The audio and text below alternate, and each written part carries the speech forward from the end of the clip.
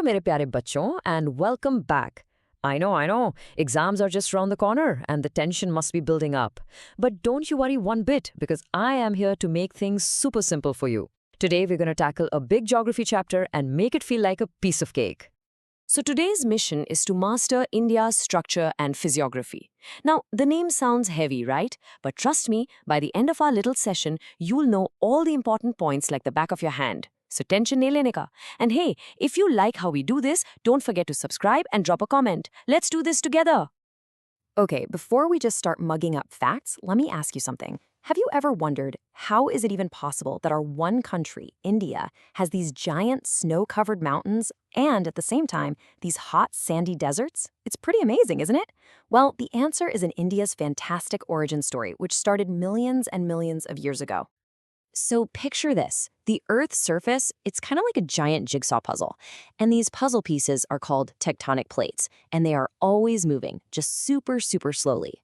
Way back in time, the land we call India was actually part of a massive supercontinent way down south of the equator. Then it broke off and started a long journey, floating northwards, kind of like a huge ship sailing across the ocean. And then, bam, the grand collision happened. The Indian plate crashed straight into the huge Eurasian plate. Just imagine what happens when two cars bump into each other. Their fronts crumple up and lift, right? Well, that is exactly what happened with the land. It crumpled, it folded, and it rose up to become the mighty Himalayas. And guess what? This pushing is still going on, which means the Himalayas are still growing just a tiny bit every single year. How cool is that? So, this massive collision is the secret behind why India is so full of different landscapes. And to understand it all, we're going on a little trip, the Great Indian Tour. This map here is going to be our guide. We're going to visit 6 main places: the Northern Mountains, the Northern Plains, the Peninsular Plateau, the Indian Desert, the Coastal Plains, and the Islands. So, is your seatbelt on? Let's go!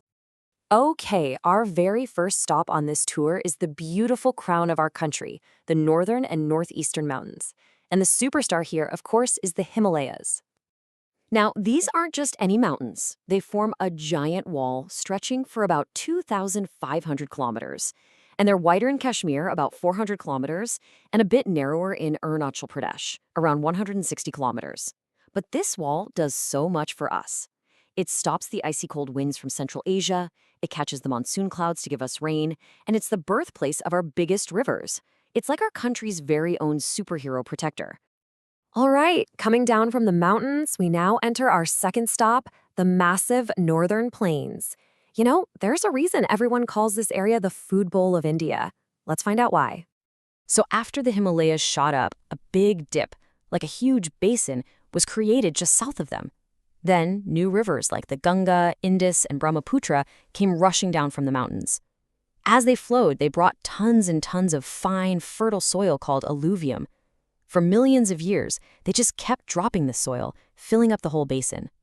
It's just like when your mom spreads ghee nice and evenly on a roti, making it rich. The rivers did the same thing, creating these huge, flat, and super fertile plains. Okay, tour break.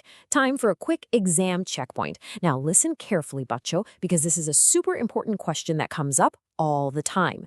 In these plains, we have 2 types of soil, Bhangar and Khadar. Do you know the difference? It's actually very simple. Bhangar is the older soil. Think B for Buddha or old. It's found a little away from the rivers. Khadar, on the other hand, is the newer soil. It's found right near the river in the floodplains. Every year when the river floods, it brings a fresh layer of silt, making the Khadar soil incredibly fertile. So Khadar is new and more fertile, Bhangar is old and less fertile. Got it? Perfect. This is a sure-shot question. And we're back on tour. Our third stop is the Peninsular Plateau. Now, if the Himalayas are the young, energetic teenagers, the Peninsular Plateau is like the wise old grandparent of India.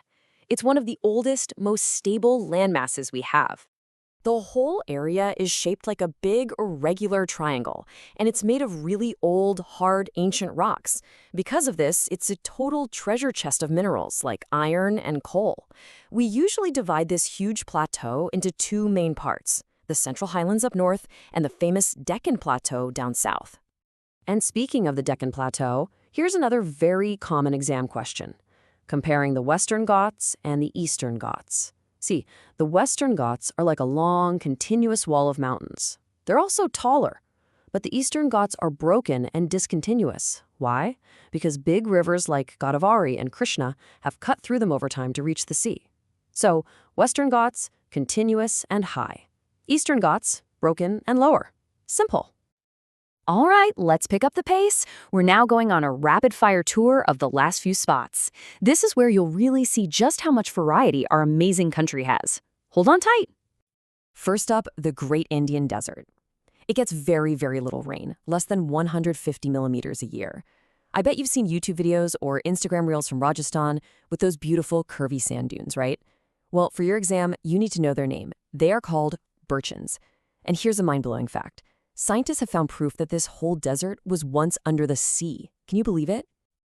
Next, let's dash to the coasts. The western coast is narrow, which is perfect for building natural ports. But the eastern coast is much wider, and that's where our big rivers form huge, fertile deltas. And don't forget that special thing about the Kerala coast, those beautiful backwaters. The local name for them is Kayals.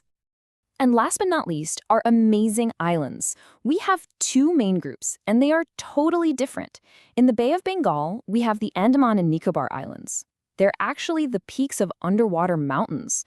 And over in the Arabian Sea, we have Lakshadweep, which is made entirely from tiny coral deposits. One is volcanic, the other is coral. Wow! Phew, what a whirlwind tour. Okay, now for the final lap. Let's quickly revise 3 key terms that you absolutely, positively have to know for your exam. This is the rapid-fire round. Are you ready? First up, Bhabar. What is it? When rivers rush down from the mountains, they dump a lot of big rocks and pebbles at the foothills. This narrow belt of rocks is called Bhabar. And the coolest part is that small streams often just disappear under these rocks and flow underground. Second term, Barkhans. We just talked about these. They are the crescent-shaped or half-moon-shaped sand dunes you see in the Thar Desert. Remember this name. It's a perfect 1-mark question. And number 3, Kayals. This is simply the local name for the backwaters in Kerala. You know, where they have those famous snake boat races. They're also super important for fishing and tourism. Kayals, Kerala. Easy to remember. So, after this whole tour, what's the one big thing to remember? It's this. India's geography isn't just a bunch of names to memorize for an exam. This variety of mountains, plains, and plateaus is what makes India, India. It decides our weather, gives us our water, tells us what food we can grow. It shapes our entire life. So, I'll leave you with a question to think about. After our tour, which one of these 6 regions do you think is the most important for India's economy, and why? Is it the mineral-rich plateau, the food-giving plains? Let me know what you think in the comments below. That's all for today, my dear students. All the best for your exams, study well, and I'll see you next time. Don't forget to like and share. Bye-bye.